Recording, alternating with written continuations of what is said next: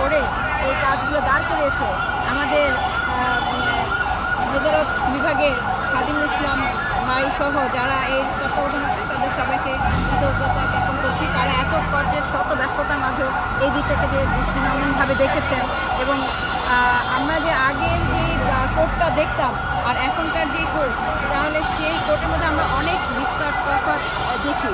কারণ আগে যখন আমরা কাজ করতাম এত মনোরম পরিবেশ ফিল হতো না, যেটা নিয়ে কাজ শেষেও স্বাচ্ছন্দ্য ফিল করি যে না একটু এই জায়গাটায় যদি দাঁড়িয়ে থাকি মনটাও ভালো হয়ে যায়। তো সব মিলিয়ে যেটা হয়েছে যে আমাদের পরিবেশটা পুরো আন্তর্জাতিক মানের একটা আইন অঙ্গন করে তুলেছে। ধন্যবাদ স্যারকে, ধন্যবাদ সবাইকে যারা এখানে অক্লান্ত পরিশ্রম করছেন আমাদের সকলের জন্য। ধন্যবাদ, ভালো থাকবেন। আসসালামু আলাইকুম। কোন সম্পর্কে আপনি পরিষ্কার পরিচ্ছন্নতা সম্পর্কে একটু বলেন। আমি 21 বছর এই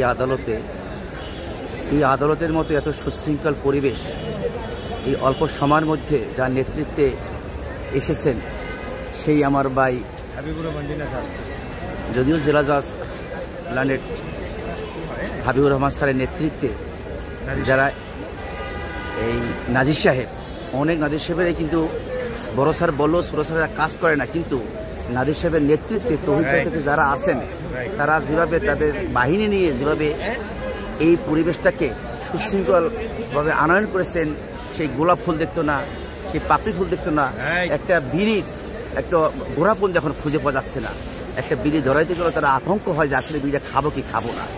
এটা একটা বিশাল এই জিনিসটা আমাদের সেন্ট্রাল বার ঢাকা এশিয়া শ্রেষ্ঠ বার থেকে নিম্ন আদালতে সবাই জেনে যাক যে আমাদের সুশৃঙ্খল পরিবেশে এবার আনয়ন করতে হবে, কারণ এটা একটা স্বস্তির প্রয়াস।